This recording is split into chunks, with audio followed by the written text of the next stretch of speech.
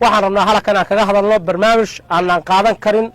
oo nagala soo kodlay maadaama aanu darawaladii dhaweeye kabaniga dhaweeye nagala soo kodlay oo aanu ka cabanayno aanan qaadan karin kuna aanan shaqayn karin waxa weeye anagu waxaanu nahay darawalinta dhaweeye anigu waxaan nahay guddoomiyihii guddiga dhaweeye anigoo ku hadlaya marka magaca darawalinta dhaweeye afkoodii anigoo ku hadlaya waxaan rabaa inaan halkan ka caddeeyo inaanan qaadan karin noona cubtamin suuragalna aanan ahayn lacagtayna saareen dhaweeye oo ah khidmadda sababa jira awadood oon halkan ka caddaynayo annagu waxaanu nahay dad xamaalata ah oo juhdi iyo wakti iyo maal geliya inay u shaqeeyaan shacabkooda markaan leeyahay shacabkaan u shaqaynaa waxaanu qaadanay lacag dayna ama waxaanu gadannay hanti kaloo muhiima aanu lahayn waxaanu ku yeelnay baabuur yaroo tagaasiya oo qaaliya waxaanu isku dallay annagoo u khidmaynaynaa ama u adeegaynaa dadka yaga shacabka ah oo u roonaanayna turjumahooduna ay ku jirto in aanu khidmad yar naloo saaray oo aanu raalli ku noqonnay sida la og yahay markaan aanan imaan dhaweeyuhu oo aanan shirkadahan iyo waxaan imaan tagaasida soo badan qofka waxaa laga qaadi jiray saacaddii lacag dhan $20 halka aanu ka qaadno hadda qofkii markuu qaado 3 kilomitir gaarigu wuxuu ka qaadaa $1 iyo bar waa wax qofka dani ugu jidho laakiin haddii la xisaabtamo qof walba waa yaqaanaa baabuurka taayir baa gubanaya shidaal baa gubanaya oliyaa gubanaysa bir baa soconaysa $1 ba qadarku leeyahay waa la dareemaya ma suuroobi karo ninana ma yeelan anigu waxaan qabaa nin yeeli lahaa ma jiro ragga yeelay ma ahane goortii laga reebo cid kaloo yeeli lahaa ma jiro inay $1 iyo bar gaarigiisa maanta dhan qofku wareejiyo laakiin anagu waa yeelay waxaanu u yeelay waa dadka yaga iyo dalka yaga wey waxaan ka qayb qaadanay amniga waxaanu ka qayb qaadanay muxuu ahaa gargaarka degdega ah waxaanu ka qayb qaadanay horumarka iyo bilicda magaalada markaan leenahay waxaanu ka qayb qaadanay amniga waxaanu ka qayb qaadanay gabadhii jaamacadda ka timi oo jidka lagu furan jiray oo juridu heri jidhay $1 iyo bar baan intaanu jaamacadaha ugu shushada ka qaaday gurigeenu koonaha ku geynaa markaan leeyahay waxaanu ka qayb qaadanay gargaarka degdega ah guri walba maanta waxa hortaagan gaari taxi ah wuxuu shaqeeyaa ilaa 3 damo habeenimo ama 9 habeenimo sida loo yaqaano waayo hooyadii umuleysay tii dhiig baxaysay ilmihii gabanka shumeeyay muxuu ahaa kii intii cadowgu dilo cidlada uga tago dhiig baxayay intaa waa qaadnaa markhaatina waa loo lokaya shacabka markhaatin looga annagoo haddaba intaa samayna oo raalli ku ah inaanu samayno culeysyo kaloo badan na saaran yihiin ayaa shalay waxaa dhacday in nima dhaweeyeen noo yeereen inayna saareen 2 lacageeyow oo kala jiro oo aanan qaadi karin 2 lacageeyow waxa weeye telefoonka annaga abbuu noogu shaqeeyaa heshiiskii hore aanu la gallay wuxuu ahaa abkaas inaanu ku shubanno lacag $1 maalintii agreement baanu kala galnay warqadaanu kala qorannay waanu yeelnay waa ku shaqayn jirnay iyo 25 senti hadal maalintii aan ku shubanno 75 senti baa naga bixi jiray shalay ayay shir noo qabteen waa noo yeereen waxay dhahay waxaan doonaynaa inaad shirkadii wax ku celisaan idina wax faa'iidaan anaguna wax faa'iidno waxaanu ku leeyahay anagu hadda cadow inaa wax faa'iidaan idin hortaagan awal waa naga faa'iideen maahin laakiin waxa aad faa'iidaysaan de wixii hore naga faa'iideen baa faa'iido idin ku filan absolute loogo fulabay dhaheen haddii meeshaan iskugu nimanana waxa la yiraahaa anigu kelmadaha saa ma aqaaniye bajaroosiga annaga bay dhaheen waxaan leenahay beersanti baan qaadanayna laakiin awoodda koowaad annaga leh wixii aanu anaguna ahaa meesha ka soconaya anigu de ingiriis ku sheegi kari maayo ingiriiska ma aqaani laakiin waxaan garan karaa awoodda koowaad baan leenahay waxaanu ku leeyahay warin ma rayaalow haddii xitaa aad rabtaan inaan wax idin jirno maanta cid idin hortaagan ludku amaahin laakiin waxaanu samaynaynaa waa ka soo tashanayna waxaanu idin jari karnaa jareena waadiida waxay dhaheen amar weeye inaad jadhaaniin baryo xitaa ma inta noqotaana kama soo tashan kardhaan waxaanu taa u aragnaa inay tahay shirqool iyo isbaaraysi dadka shacabka ah iyo darawallada la kala isbaaraysanayo intaa markaan ka soo kaco waxay dhaheen marka koowaad lacagta aad jaraysaan waa 10% markay dhaheen boqolkiiba waa 10 haddana waxay dhaheen telefoonka aad isticmaalaysaan waxa ku shubaysaan $5 oo dheeliya haddii aadan ku shubin wax aba oo ku shaqaynaya ma jiro hadduu isdhimo $5 isu hal senti hal filis hadduu iska dhimo dalabkaagu hoos buu dhacaya waxaan weydiinayaa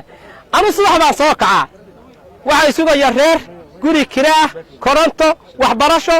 shidaal taayir oryabedel nadaafad gaariyeed cashuur cunto wax walba ay sugaya markaan $5 inta shaqeeyo telefoonka iyagu abkoodii ku shubo bal waxaan weydiinayaa ma niman anagu u shaqeeyayo oo xidhaan baana soo dad binaadam ilaahay abuurto xora oo ikhtiyaara oo wadaniyo maahin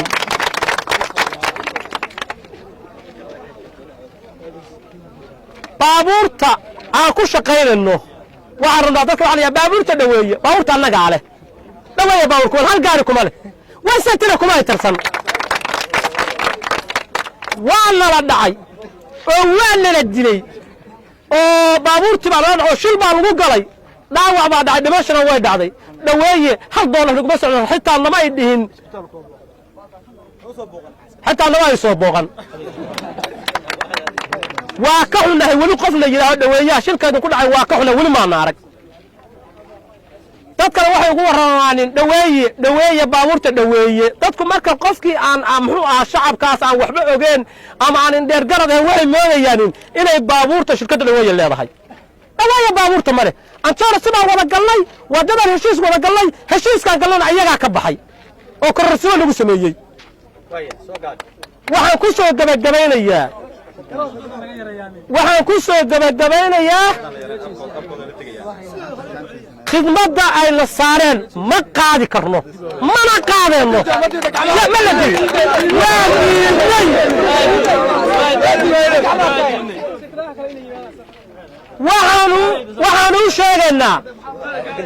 waxaan u sheegaynaa haddayna khidmadda aysan ka noqon afkooda ha xirteen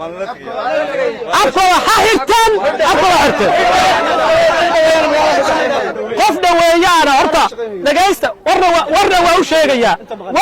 sheegayaa fariin waxaan hadalka uga dayayaa qofka dhaweeyaan maanta shirka ka soo qabo nasiib u yeelan waxaan leeyahay ma shaqayn kartaan haddaad shaqaysaanna waxaad la kulmaysaan caqaabad xumo waayo waanu joojinay waxaan lagu shaqeeyo annagoo guddigiiya ama aan guddoomiyaha darawalliinta gobolka nugaal ee dhaweeye waxaan caddaynayaa inaanan ogolaan doonin qof ku shaqeeya ximada kuna shaqayn doonin horta shirkaddu wakhti badan waa nala soo shaqaysa hadday nala soo shaqaysayna percentage umaanan diidin iyo inay ayada wax ku noqdaan laakiinse waxa nala saaray baanaan qaadi karin waxaan qaadi karna aan ahayn midda labaad sida hadalkuba horey ugu dhacay miisaaniyada dawladda xaggeeda ka yimid iyo dawladda hoose iyo waxyaalo badan baa jira inta badanna message ahaan ay noogu soo dirdhay shirkadda dhaweeye oo halkan nooga caddahay inay dawladdii si gooniya fayl aan liis ugu jirna macnihii annagoo tagaasiya aanan helinna tagaasi ahaan xaquuqdii aan lahayn hadalkaas horey buu u dhacay waxaan kaloo leeyahay miisaaniyadda na saaran mar kasta way nagu badan taha waxaa kaloo jidha kilomitirka 3 kilomitir ah oo 1.5 ah waxaa jira wax different markii la isku geeyo wax lagu kala qaybsan karo haddii ay sameeyaan 2 kilomitir inay noqoto 1.5 oo 3 kilomitir u dhiganto wax $2 ma diidanin annagu xaquuqda shirkaddu leedahay oo miisaaniyadda shirkaddu leedahay haddii ninka hadaluu yidhi aan ku darsadana oo ahaa maxaa ku diidaysaan shirkaddu intaas inala soo shaqaynaysa marka horena shirkado badan baa ka gees tartamaya hadda sidii markaas wixii quality leh baa dadka aadamaha badankood raacaa shirkaddaani quality waa lahayd waa shaqaynaysay waana soo gacan qabatay inaan wax la qaybsannana waa ogolnaa laakiin miisaaniyadda nala saaray waxaan qaadi karna maaha iyo waxa annaga haddaan reer dhaweeyana iyo darawaliinba noo qalma ama wax aan u dul qaadan karno maaha waxaa kaloo jidha run ahaantii annaga sida shalayto shirka markii la qabtay isagoo shirkaasiba kadis ahaa oo aan wax go'aan iyo wax tashiya ka soo yeelan shirki shalay la qabtay waxay ahayd 10% sida annagu aan ku qaadanay laakiin 10% waxay noqotay percentage 40% bay hadda noqotay 40%na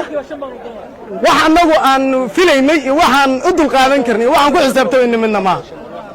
insha Allah billahi kariim waxaan rajaynayaa in ay noqon doonto wax miisaaniyadda aan wax laga bedeli doono hadii ay noqoto dawladda haday noqoto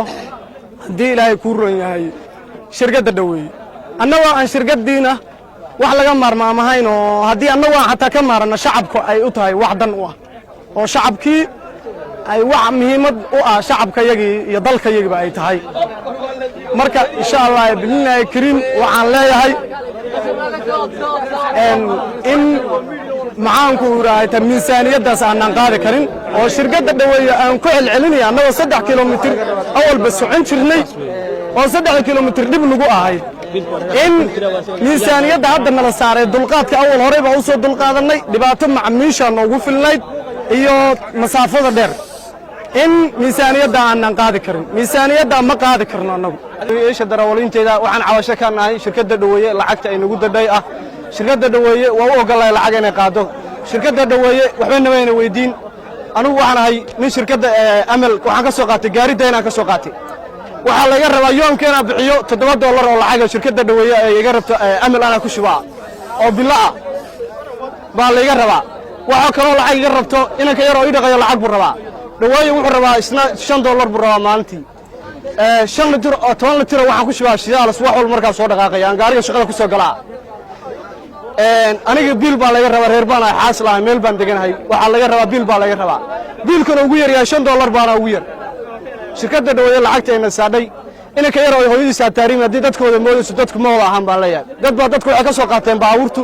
waxay ka soo deeqaateen kamaniga ka soo deeqaatay oo yoomkii laga rabaa $7 waxaan leenahay shirkadda dhaweeye dib ay isku noqoto xisaabta maamulkeeda ka codsanayna inay 100% ay 5 ka dhigtaan ayaan codsan lahayn shirkadda dhaweeye ay ka dhigto waana bixin karin inta lacag ah inay $5 naga qaado ah waayo wax walba waxaan ku shubanaa $5 oo kala 10 litir iyo $7 oo bangigu naga qaado oo lacagta gaariga ka soo deeqaadana iyo $3 oo gaariga lagu dhaqaa gaariga wadona dhaqanay nadaafad aan lahayn macmiilkuna ma raaciyo annaguna ma kaxayn karno shirkadda magaceeda ayaan ku ilaalinaa gaari wadu bilaa ICD yahay qofka shaqada ku jiro waa laga ceeriyaa war baan baa sheegaya gaari wadu bilaa ICD yahay ICD cidna lagu ma sheego waxa la yiraahdo ku shubaa la yiraahdo waa laga ceeriyaa waxa loo hadla waliba si ashxumaa waa loola hadla shaqada laga tootiyaa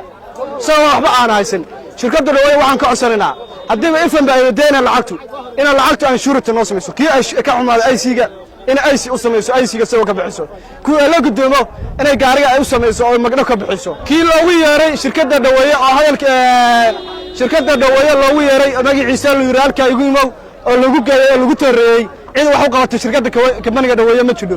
waxay ka bixisay iyo waxay ka bixisay oo raali gelina ma jiro macaa waxaan leenahay shirkadda dhaweeye wax badan baa haynaaye noo naxariisto inkoo dib iskugu laabto lacagta ma qabali karno abuurta u jeedaan dadayn bay ku soo qaateen dad hantidoodii bay soo gadeen oo kala baxeen dalab ma helno waxa laga yaabaa maalintii hore in halka taagan aan $10 helno ama $5 helno iyadoo saa ay tahay